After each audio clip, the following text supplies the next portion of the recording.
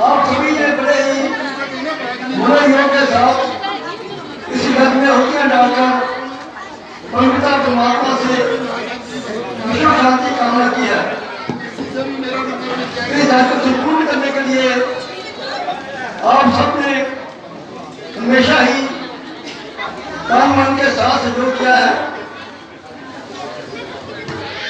लेकिन कुछ हमारे दानी सज्जन ऐसे हैं जिन्होंने लाखों रुपया इस आयुष्मान को दान दिया है, जिनके दरबार से लाखों रुपया इस आयुष्मान की दान आया है।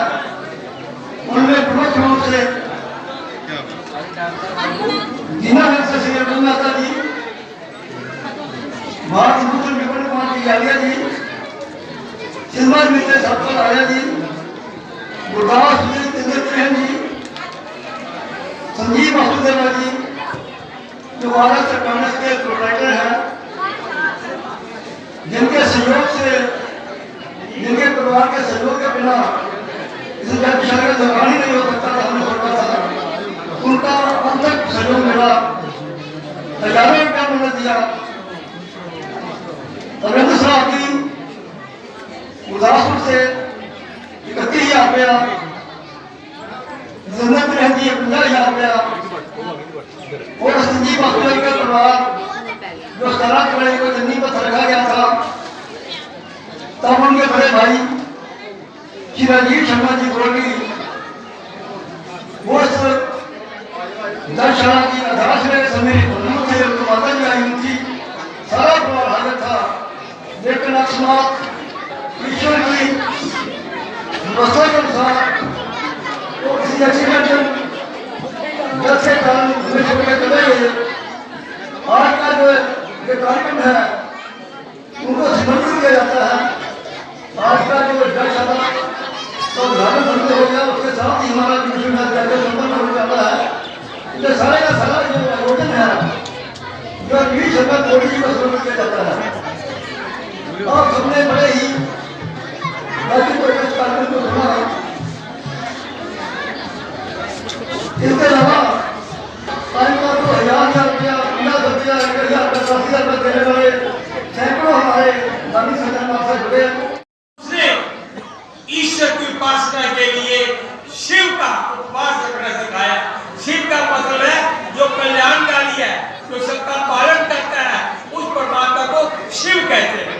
लेकिन कालांतर के अनुसार हम उस एक निराकार ईश्वर की उपासना भूल गए और पाषाण के अंदर हम डूब गए और पाषाण का विरंजन होने लगा, और वो भी उन रस्मों रिवाजों के अनुसार उस पाषाण के उपासना के कार्यक्रम में उपस्थित थे।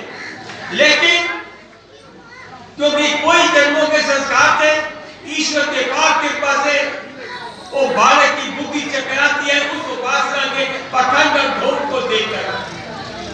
और जो पुराने उसके संस्कार थे वो स्वीकार नहीं कर रहे थे कि वो शिव जो सारे जीव, सारे विश्व का रचयिता है, जो सारे विश्व का रचयिता है, जो प्राणी मात्र का कल्याण करता है, वो मेरे और आपके हृदय में रहता है। ये सब शक्तिमान कहते हैं, अजन्मा कहते हैं, दयालु कहते हैं। वो ईश्वर इतना कमजोर नहीं हो सकता कि एक पत्थर की मूर्ति के ऊपर कोई दूसरा जीव चढ़ जाए और वो उसका प्रतिकार ही न करे, हटाए ही नहीं, और उसकी सामग्री जो उसके लिए भेंट के रूप में रखी हुई है वो कोई चूहा ही खा जाए, उसकी बुद्धि चकराती है। उछल पुछल होती है, सारी बातें ये आप कई बार सुन चुके होंगे। उसके बाद उन्होंने सच्चे ईश्वर को मिलने का संकल्प कर लिया।